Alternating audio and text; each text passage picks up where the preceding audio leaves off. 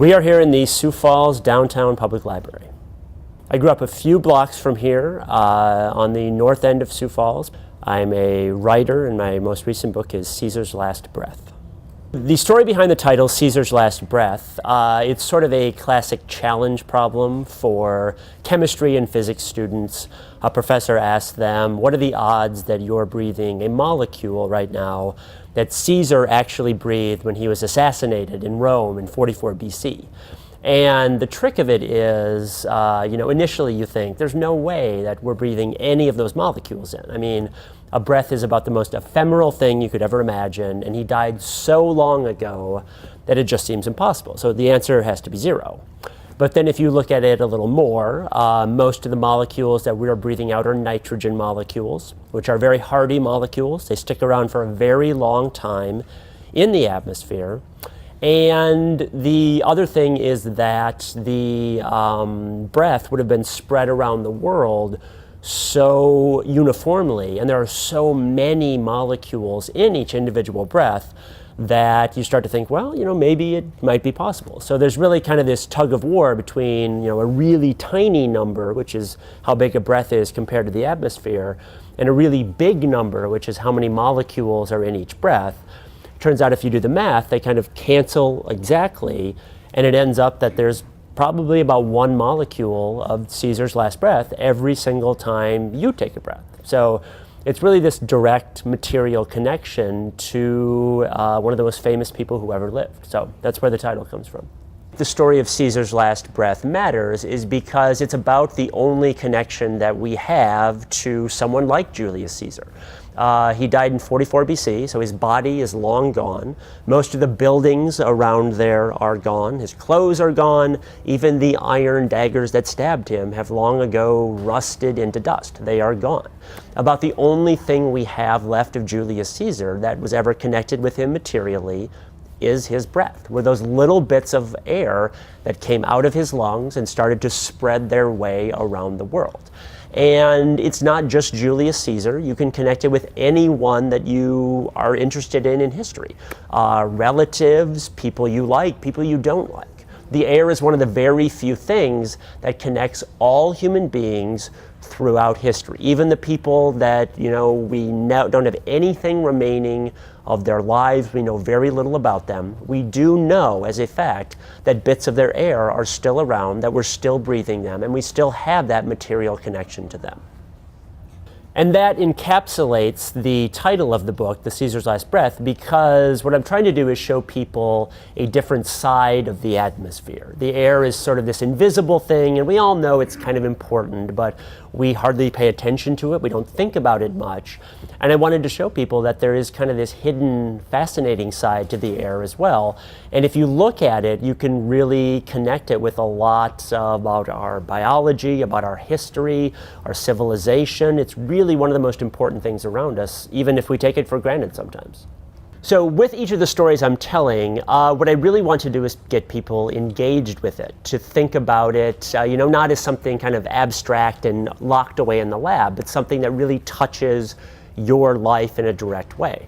And I think the way to do that is with stories, because the human brain works best when it gets information in a story form. So if there are heroes and villains, if there's conflict and drama, and all these great things we want in a story, we're very good at remembering that. We pick up on that, and we do that a lot better than we do sort of abstract scientific facts. So what I try to do is I try to spin each of these tales as a story.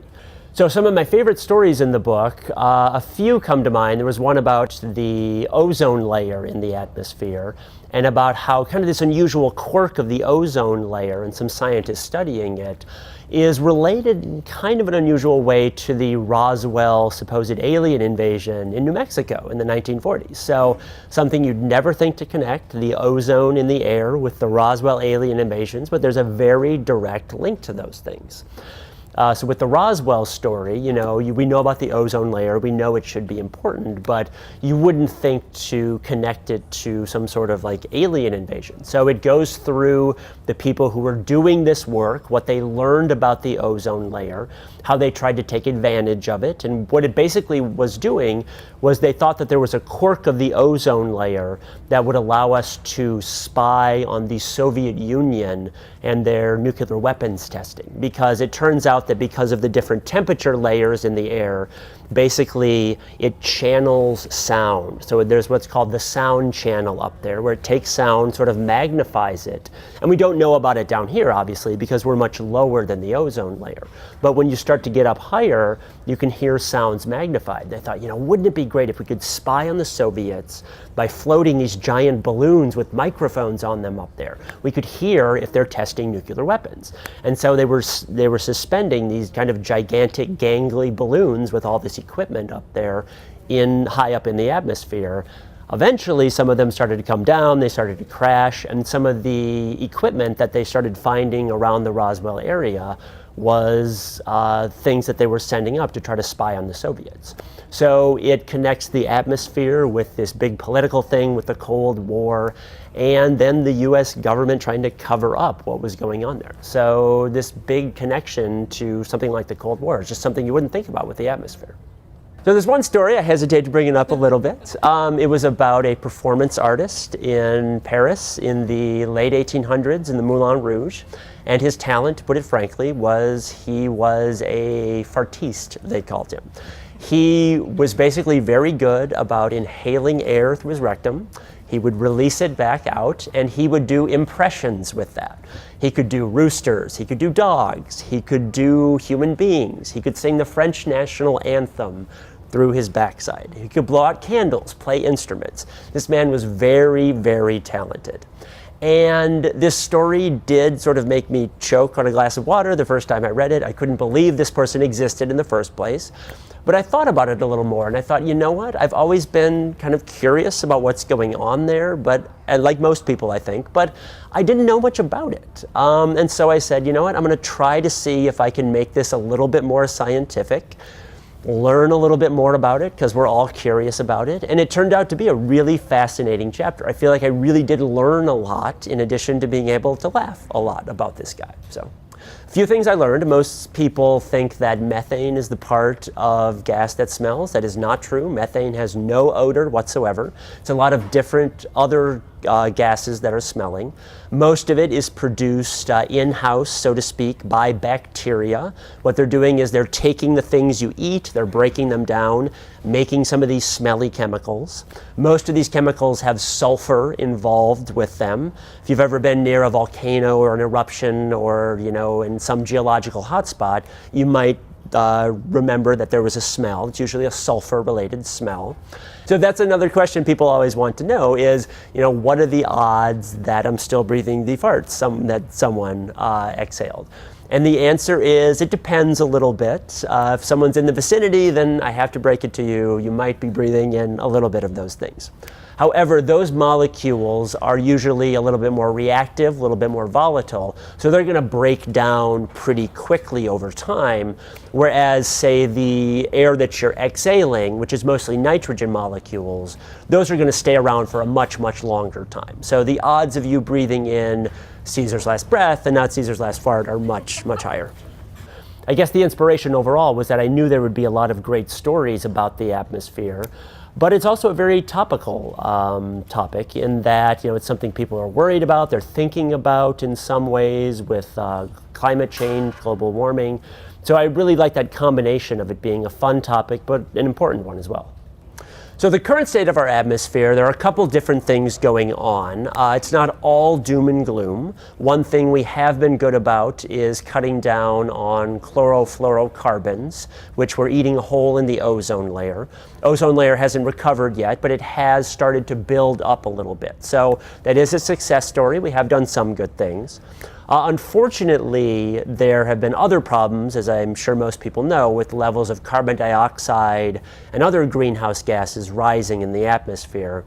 And unfortunately, it's getting to the point now where simply cutting back on those, you might not be able to sort of hit pause on climate change, where we might need to look at more active solutions, where we're really trying to pull things out of the air and put them in some sort of solid or liquid form so they're not trapping heat from the atmosphere anymore. I hope people walk away from the book with a couple of things. One, I want people to know to pay attention to the atmosphere, to look at it in a little different way, to think about it, to think, the air really is a cool, interesting thing. Scientists sometimes say that the atmosphere is the most complicated system that we know of besides a human brain. And it really is an intricate, amazing system if you get a little bit more information, look at the details. But even broader than that, I think something I try to do with all my books is to make people think that science can be fun. You can be touched by science. You can cry a little bit. You can laugh with science. It really is a human activity, and I want people to know that all of the things we enjoy about being human are in science as well.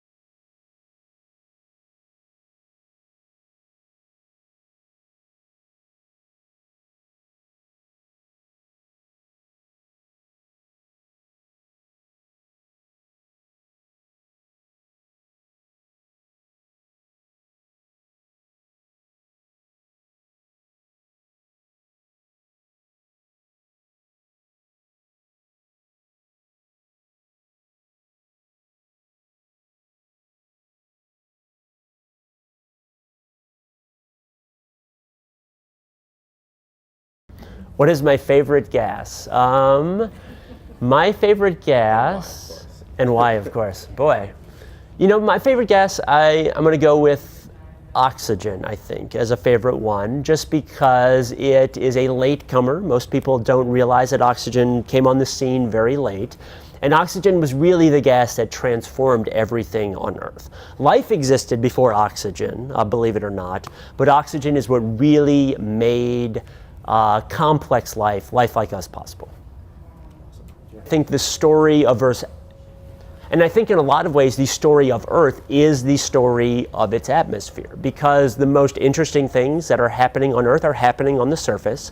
So we're interacting with the atmosphere, and you really can see that life on Earth and what's going on the surface of the Earth changes in very, it changes almost in lockstep with what's going on in the atmosphere. And if you look at some of the gases that we breathe, some come from the very earliest days of planet Earth, some come about only with the rise of life on Earth, and some come about only with the rise of human civilization. So if you look at all of those gases in total, you really can get a whole complete history of the planet Earth.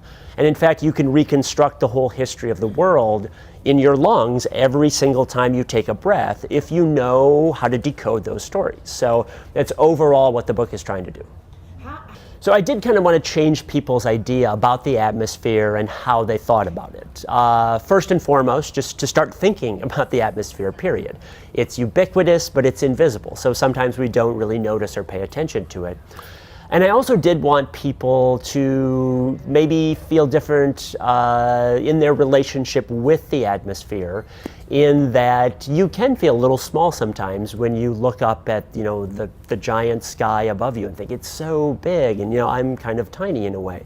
And I think that perspective can be really healthy to try to, you know, put yourself in the relationship of the entire Earth and to really show you, you know, there is a lot more out there. But I also think the book kind of flips it around the other way too and shows you are a lot bigger than an individual gas molecule. And the gases have shaped us, and we in turn have shaped the atmosphere. And there's also kind of this interplay between human beings and the atmosphere, and that in a lot of ways we've been very clever about harnessing the power of gases, manipulating them. The Industrial Revolution, the entire thing was basically learning how to manipulate different gases for things like explosives, steam, steel making even. Gases play a very important role. So it can make you feel small on some pages, but I think human beings are going to feel very big and important on other pages too. Real quick, challenges do you face and come across in writing popular science? So in writing popular science, there are some challenges. One is you don't want to be too technical, sometimes obviously, just because that can be a bit of a turnoff, and it can kind of get in the way of the information you're presenting as well, because it can get overwhelming even for the people involved in it.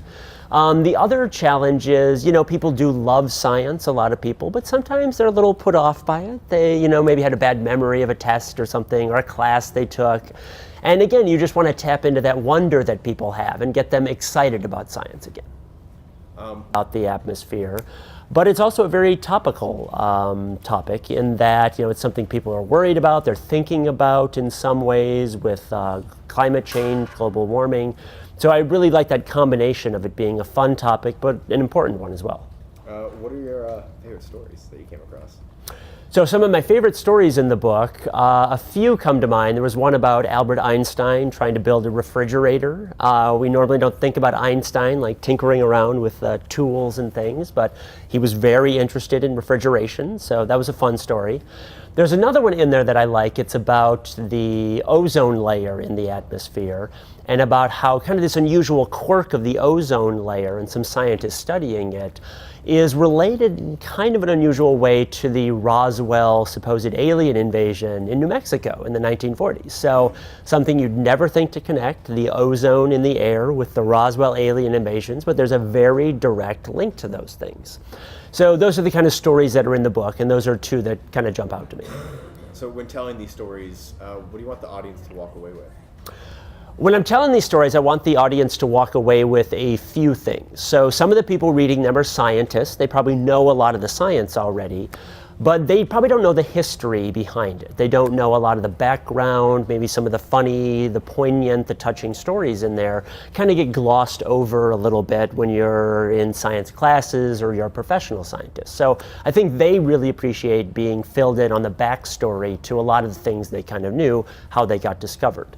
But the book is really pitched toward a general reader, just a general lay audience, someone who knows a little bit about science, maybe excited about science, they like science, but they maybe don't have the background in it. So what the book does is it fills in a lot of that background and teaches you some of the science in kind of a roundabout way. I kind of slip it in there, here and there, and try to just change your perspective about what it is around you, this amazing thing called the air. Book. I guess in all of my books, I really try to take one central idea, either the periodic table, the brain, the genome, in this case, the atmosphere, and to jump from there into lots of different areas of human life. So you can talk about war and crime, nuclear bombs, all of these different things if you just start with a little bit of knowledge about the atmosphere. So to make science digestible, I think there's a couple things that you really need to do. One, you need to make sure that you're hitting all the main topics, kind of explaining it in a way, and you want to make it fun a little bit. You can use analogies, use fun language, you can make it exciting, interesting for people. But the most important way, I think, is to really make a good story out of it and to make people interested, make people want to finish the story. Give them a character, give them a villain, someone they want to find out, I hope that person gets it in the end, or I hope this person succeeds. When we're invested in a story, we want to read to the end. And you can learn more science, I think, than you might expect just through stories, because even when you talk to scientists, as I do sometimes, when they are thinking about their own research, often they're telling themselves a story about it. So even in their own heads sometimes, they are telling stories. We're storytelling creatures. It's really a storybook is the way I look at it. Lots of stories about the atmosphere, about the air we breathe. And it really tries to encompass a lot of different areas of human life. So I guess the inspiration overall was that I knew there would be a lot of great stories about the atmosphere. But it's also a very topical topic in that it's something people are worried about, they're thinking about in some ways with climate change, global warming. So I really like that combination of it being a fun topic, but an important one as well. What are your... Popular science is really important for a couple of reasons. One, we're in a world that is increasingly technical, increasingly scientific, and you can't expect everyone to just sit down with a technical journal and try to get through it. That stuff is so specialized that not even other scientists sometimes can look at a journal in a different discipline and get a lot out of it. So you need some way to reach people, and popular science books are very good about doing that. People can end up with a good overview of the topic, and they can understand some of the big issues of the day. The other reason I think popular science is important is because it fills a need for people. Every one of us has been touched by science at some point. Maybe we went to a planetarium, or we were lying under the stars, or we saw a really cool animal at the zoo and we thought, I want to know more about that. I want to learn a little bit about that. So we've all had that sense of wonder before, been excited, and popular science books can fulfill that need for people.